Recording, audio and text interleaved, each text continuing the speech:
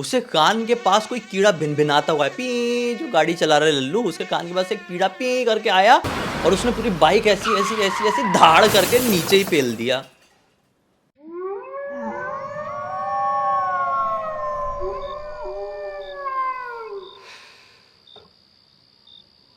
आज इस घटना की कहानी मैं आप लोगों के सामने लेकर आ गया हूं ना, इसको अंत तक सुनने के बाद मैं लिटरली बता रहा हूं, आपके मन में एक ऐसा अजीब व गरीब डर बैठ जाएगा कि अगली बार से जब आप अपनी बाइक में बैठने को जाएंगे, अपनी बाइक स्टार्ट करने जाएंगे, तो ये खौफनाक कहानी आपके दिमाग में ट्रिगर करेगी।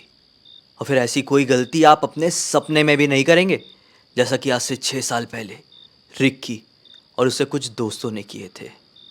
यह घटना बड़े ही खतरनाक तरीके से 2018 की एक रात 3 दोस्तों के साथ राजस्थान के एक छोटे से गांव के पास घटी थी।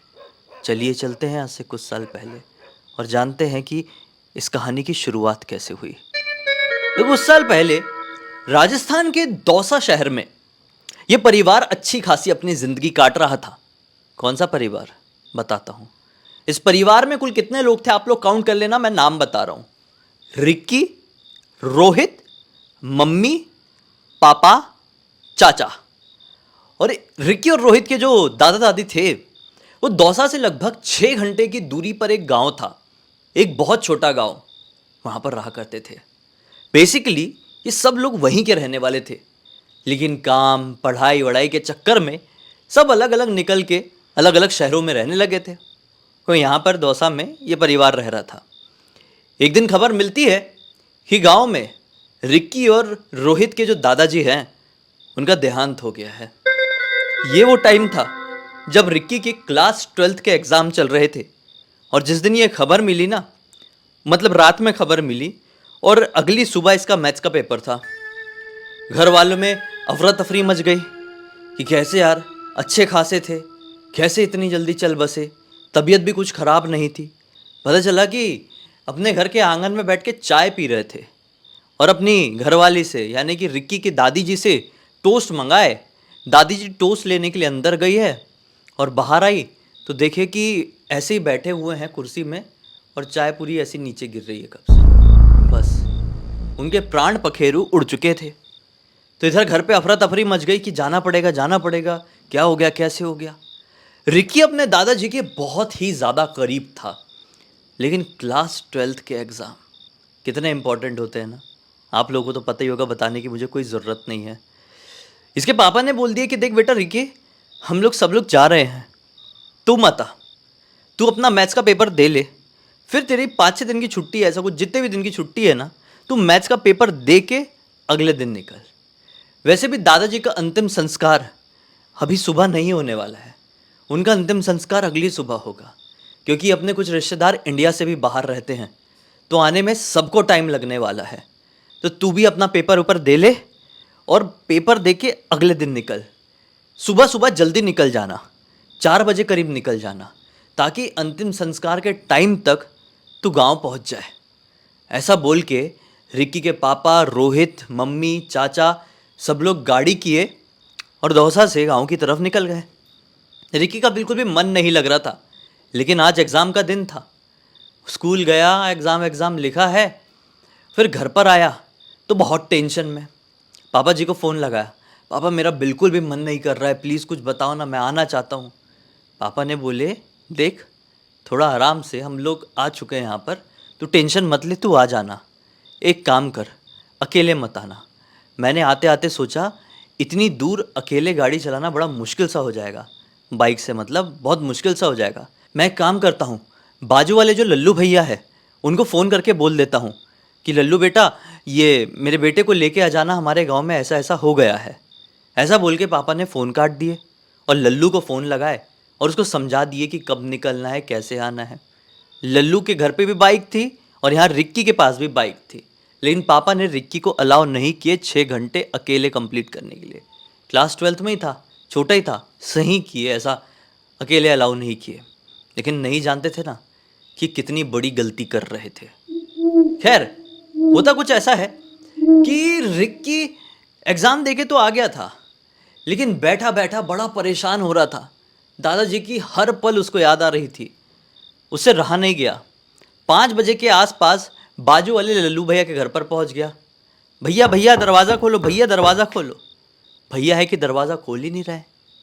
फिर जब लगभग 10 मिनट तक खटखटाया है तो उठ के आया एक दूसरा लड़का अंदर से। कोई दूसरे ही लड़के ने दरवाज़ा खोला और अंदर से बड़ी भयंकर स्मेल आ रही थी दारू की। इसने बोला कि लल्लू भैया कहाँ है? वो लड़का बोलता है अंदर ही आओ। वो अंदर गया तो देखा कि लल्लू भैया तो पीने में मशगूल है और एकदम धुत बैठे हुए हैं। इसने बोला कि भैया आपकी पापा से बात हुई होगी ना, पापा ने बोले थे कि गांव जाना है, दादाजी की मृत्यु हो गई है, बाइक से चलना है, हमारी बाइक से चलेंगे, लेकिन आप पी पा के ऐसा बैठे हुए हैं। तो ये बोलता है कि अरे अपने को तो सुबह जाना था ना, अंकल जी ने बोले कि 4-5 बजे निकल जाना, तो मैं अभी शाम को पी रहा हूँ, सुबह तक उतर जाएगी, टेंशन वाली कोई बात नहीं है। ये बोलता है भैया मेरे को दादाजी की बहुत याद आ रही है यार, प्लीज़ चल लो ना। ऐसा बोल के ना रिक्की की आंखों से आंसू छलक पड़े। ये चीज़ लल्लू को देखकर, वैसे भी नशे में तो था, उसको देखकर रहा नहीं गया, थोड़ा वो भी भावुक हो गया। वो भी रिक्की के साथ रो पड़ा। बोला कि तेरे दादाजी मतलब मेरे दादाजी, ऐसे ही चलेंगे। अपने को कभी इतनी नहीं चढ़ी है कि अपन पी के गाड़ी ना चला सके। क्या बोल रहे हैं, सुन रहे हो? कभी इतनी नहीं चढ़ी है कि पी के गाड़ी ना चला सके। बहुत सारे लोगों के ये जो होते ना कमेंट्स होते हैं, बहुत सारे लोग बोलते हैं ऐसी बात, लेकिन फिर क्या होता है, पी पा के गाड़ी चलाते हैं और घुसाते हैं। कुछ नहीं होता, ऐसे लोगों को कुछ कुछ घंटा फर्क नहीं पड़ता है। फर्क पड़ता है उनके परिवार वालों को। वो तो अपना सिर फुटा के घर पे लेट जाएंगे बिस्तर में, अस्पताल में भर्ती हो जाएंगे। झेलेगा कौन? घर वाले। तो खैर इसने बोल दिया कि चल भाई तेरे दादाजी मतलब मेरे दादाजी, मैं ऐसे ही ले चलूँगा। यहाँ से दूसरा दोस्त भी जो लल्लू के घर पर बैठ के पी रहा था वो भी बोलता है कि भाई तुम लोग जा रहे हो तो मैं भी चल पड़ता हूँ, बाइक तो अपनी अच्छी बढ़िया है, बुलेट है, चल पड़ेंगे, 3 लोग आराम से बैठ सकते हैं। ऐसा बोल के ये भी तैयार हो गया। लेकिन यहाँ पर ये जो कोई दूसरा लड़का खड़ा था जिसने ये बोला कि मैं भी चलता हूँ, उसने नोटिस किया कि ये बड़ा बहुत भावुक हो रहा है रिक्की। रिक्की को बोल दिया उसने कि रिक्की भाई 2 पैग मार ले, भावनाएं सारी कंट्रोल में आ जाएगी। रिक्की ने बोला कि नहीं भैया मैं ये सब नहीं करता। उस लड़के ने रिक्की को इतनी ज़बरदस्ती किया कि पी ले, तेरे को टेंशन ख़त्म हो जाएगा, पी ले पी ले। रिक्की ने पी ही लिया। 1 पैग, 2 पैग, 3 पैग, 3-3 पैग में तीनों टाइट हैं। देखो अब इन लोगों ने बाइक उठाए हैं और निकल पड़े। इस समय 7 बजे का आसपास का टाइम हो रहा था, अंधेरा हो चुका था। मस्त बाइक चल रही है इनकी हाईवे में। थोड़ी दूर जाके लगभग 9 बजे के आसपास अचानक से लल्लू बाइक रोकता है। बोलता है यार मज़ा नहीं आ रहा है, आगे एक और दुकान पड़ने वाली है, इसके बाद नहीं पड़ेगी, 1-1, 2-2 पैग और मार ले क्या? रिकी बोलता है नहीं भैया प्लीज़ जल्दी चल लो। आप क्या बात कर रहे हो, कितनी पियेंगे, अब पी तो लिए हैं ना। बोलता है नहीं नहीं 1-1 पैग और मार लेते हैं, टेंशन ख़त्म हो जाएगा, मस्त माहौल में पहुँचेंगे। ऐसा बोल के वो बाइक को बढ़ा लिया उसने ठेके की तरफ, 1-1 पैग और मार लिए। बेशर्मों को शर्म भी नहीं आई।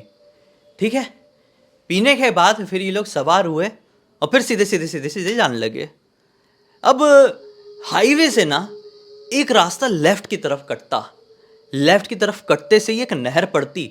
वो नहर के रास्ते से इनको वो गांव पहुंचना था, लेकिन ये लोग इतने धुत्त थे, किस्मत अच्छी थी कि उस दिन हाईवे खाली था। ये सीधे सीधे सीधे सीधे चल ही रहे हैं। वो लेफ्ट वाला रास्ता कहाँ है वो मिला ही नहीं, वो बिल्कुल गायब सा हो गया। नशे में समझ में नहीं आ रहा है ना। 10-12 किलोमीटर आगे पड़ गए, फिर रियलाइज़ किया अरे ये गांव तो नहीं आता था यार, वो गांव जाने में हम किधर आ गए। रिकी बोलता है भैया लगता है आगे आ गए, वो नहर वाला रास्ता भी नहीं मिला है, यू टर्न ले लो। यू टर्न लिए हैं, फिर यू टर्न इतना 10-12 किलोमीटर घूम के आए, फिर दिखा वो रास्ता, अरे यार ये नहर वाला रास्ता था, नहर की तरफ ले लिए हैं। अब इतने नशे में हैं। अब देखो हाईवे में तो लाइट होती है, नहर वाले रास्ते में कौन सी लाइट रहेगी? एक छोटे से गांव जाने वाले रास्ते में ज़रूरी नहीं है कि बहुत सारी स्ट्रीट लाइट लगी रहेगी, यहाँ पे नहीं थी। ये लोग नहर के ऊपर वाले पुल के ऊपर से जा रहे हैं अपना मस्त। अचानक से उसे कान के पास कोई कीड़ा भिनभिनाता हुआ है, पी, जो गाड़ी चला रहा है लल्लू, उसके कान के पास एक कीड़ा पी करके आया और उसने पूरी बाइक ऐसी ऐसी ऐसी ऐसी धाड़ करके नीचे ही पेल दिया। अब वो नहर में नीचे पानी नहीं, सूखा हुआ, बाइक इतनी गंदी तरीके से गिरी, इतनी गंदी, जितनी पिए हुए थे ना पूरी उतर गई। बाइक के आगे का जो मडगार्ड होता है वो टूट फूट गया। अब ये अपने आप को संभाल रहे तीनों, कपड़े अपड़े झड़ा रहे हैं, बाइक को उठाने में लगे हुए हैं। कितने में रिक्की की नज़र पड़ती है अपने पीछे की तरफ। ये लोग यहाँ गिरे समझ लो, उठते उठते रिक्की की नज़र पीछे की तरफ पड़ती है। क्या देखता है कि हमारे पीछे की तरफ एक औरत खड़ी हुई है, सलवार सूट पहनी, काले रंग का सूट, लाल दुपट्टा, सर पे रखी हुई है एक टोकरी। उसका जो लाल दुपट्टा है ना, वो एक कांटे का पेड़ है, वहां पे फंसा हुआ है, और वो एक हाथ से टोकरी पकड़ी हुई है और एक हाथ से अपना दुपट्टा निकालने की कोशिश कर रही है। रिक्की अपने कपड़े झाड़ते झाड़ते उस औरत को देख रहा है कि यहां पर तो अच्छे अच्छों की भी फट जाए, ये औरत अकेली यहां पर क्या कर रही है। कितने में वो औरत अपना दुपट्टा छुड़ाना बंद करती है, स्लो मोशन में इसकी तरफ देखती है, दुपट्टा वहीं पर छोड़ती है, फिर से घूरी, इसको हाथ उठाई, अपनी टोकरी से एक कोयता निकाली है, और जैसी इसके तरफ ऐसा हल्का सा बड़ी है, रिक्की ने रियलाइज किया कि हमारा तो सीन यहाँ पे बनने वाला है। रिक्की ने चिल्लाया, लल्लू भैया बाइक उठा के भागो, पीछे औरत हमको मारने आ रही है। बस वो औरत ऐसा दौड़ना शुरू करी है कि इनके अंदर भी ताकत आ गई। इनने फटाक से अपने बुलेट उठाए, किक मारे, बैठे तीनों धक धक धक धक धक धक धक धक धक करते हुए निकलने लगे। लेकिन वो औरत थमेगी क्या? वो औरत उसी रफ्तार से दौड़ने लगी। स्टार्टिंग में बुलेट 20, 30, 40, 50, 60, 70 और अब 80 की रफ्तार में बुलेट चल रही है, उबड़ खाबड़ वाले रास्ते में, धड़ाम धुड़ूम। लेकिन वो औरत भी उतनी स्पीड से दौड़ रही है, लगभग इनके बराबर। इनका दिमाग खराब हो गया, इसने और तेज किया और अपनी गाड़ी रोड के अलावा कहीं और ही पेल दिया, कहीं और ही घुसा दिया। इन लोगों को दिखाई दिया सामने एक घर है, ये औरत तो भाग ही रही है, सामने एक घर है, और तेज किया और गाड़ी को लहराते हुए सामने वाले घर में एक बांस का जो गेट होता है वो लगा हुआ था, उसी के ऊपर धाड़ धाड़ धाड़ करके तोड़ के सीधे अंदर। मुंह के बल फिर से तीनों गिरे। अब इतना किसी घर का बाउंड्री वाउंड्री सब तोड़ फोड़ के तुम अंदर घुसे हो, तो सामने वाले भी तो कोई ऐसे सुनने सपाटा नहीं बैठे हुए ना। उस घर की एक औरत दरवाजा खोल के बाहर निकली, बोली, कौन हो तुम, क्या हो गया तुमको? ये झटपटाते हुए उठे और बोले, प्लीज हमको बचा लो, वो औरत हमको मार डालेगी। ऐसा बोलते हुए वो सीधे से घर के अंदर घुस गए। घर के अंदर घुसे तो क्या पाए हैं, 25 औरतें ऐसा सर्कल बना के बैठी हुई है। बीच में उनकी एक बड़ी खतरनाक आकृति बनी हुई है, एक शैतानी आकृति। सभी औरतों के बाल खुले हुए हैं, बड़ी सी बिंदी लगाई हुई है, साड़ी पहनी हुई है।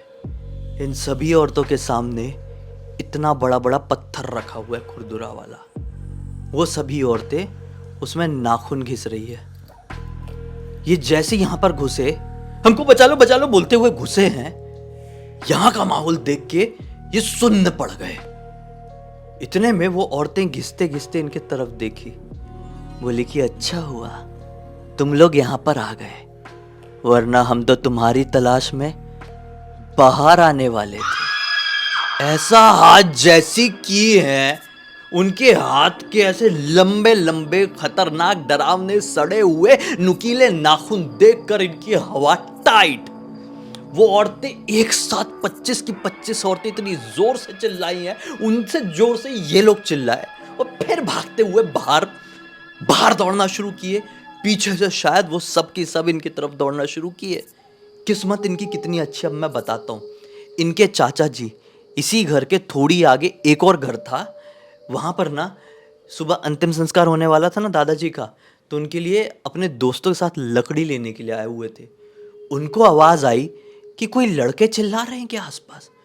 चाचा जी और उनके दोस्त दौड़ पड़े वो आवाज़ की तरफ दौड़े हैं तो क्या देखे, अरे ये तो मेरा भतीजा रिक्की और उसके दोस्त लल्लू और कोई तो भी है, मोहल्ले का ही है। चाचा ने बोले, तुम लोग यहाँ पे क्या कर रहे हो? 1 मिनट, पिए हुए हो क्या?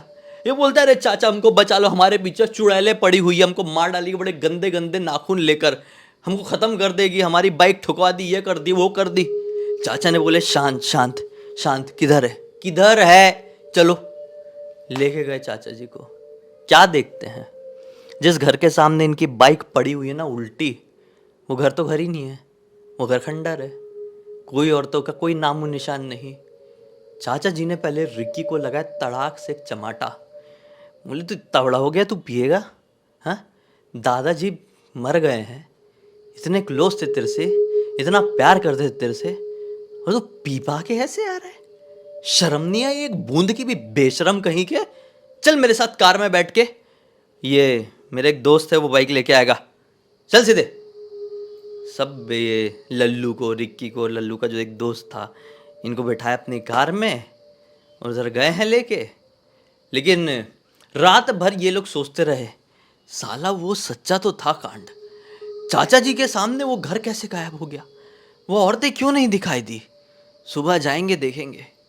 सुबह दादाजी का अंतिम संस्कार होने के लिए जो शमशान घाट गए हैं, तो लौट रहे थे तो उसी रास्ते के नज़दीक से लौट रहे थे। ये तीनों ने बोले कि चलो उस तरफ चल के तो देखते हैं। ये तीनों होली उस तरफ नहर के पास गए तो क्या देखें, मडगाड टूटा पड़ा है वहीं पर, मतलब कांड तो हुआ था। थोड़ी आगे नज़र घुमाए तो क्या पाए, कांटों के पेड़ में लाल दुपट्टा फंसा हुआ है। बस वहीं पे तीनों की जान सूख गई कि ये तो सही था, पिछली रात को जो कुछ भी हुआ वो हमारे नशे का असर नहीं, बल्कि कोई सच्चा भूतिया कांड था। उसके बाद लौटे और कसम खा लिए हैं कि आज के बाद जीवन में कभी पी पा के गाड़ी को हाथ भी लगा दिए तो हमारा हाथ काट डालना। बस जिंदगी अच्छी हो गई, एक सीख मिल गई। लेकिन हर सीख मिलने के लिए आपके साथ कांड होना ज़रूरी नहीं है ना, कहानी सुन के भी सीख मिल जाती है। मिली ना आज आपको, ऐसी कोई गलती आप कभी मत करना। भूत प्रेत से नहीं तो दुर्घटना से ऐसा हाल हो जाएगा कि मैं क्या बताऊं। उम्मीद करता हूं कि आज के इस वीडियो के जरिए आप लोगों को अच्छी सीख, जानकारी, मनोरंजन ज़रूर मिला होगा। ये पूरी पूरी घटना की जानकारी मुझे किसी और ने नहीं बल्कि रोहित ने इंस्टाग्राम पर लिखकर भेजा, जो कि रिक्की का ही छोटा भाई था। अब तक देख लिए हैं तो लाइक जरूर कर देना, चैनल को सब्सक्राइब करके बेल आइकन दबा के ऑल के ऑप्शन में क्लिक करना, क्योंकि इसी तरह के हैरान कर देने वाले खौफनाक वीडियोस डेली आप लोगों के सामने लेके आता रहता हूं। इंस्टाग्राम के लिंक इस वीडियो के डिस्क्रिप्शन बॉक्स में मिल जाए, क्लिक करके डायरेक्टली वहां पर पहुंच जाना। और इसी तरह की कोई भी कहानी, टॉपिक या जानकारी आप लोगों के पास भी है तो लिख भेजना, हो सकता है मेरा अगला वीडियो कल आपके हिसाब से ही बन रहा हो। तो चलिए कल फिर से मिलते हैं, तब तक के लिए बहुत बहुत धन्यवाद। आपका दिन शुभ।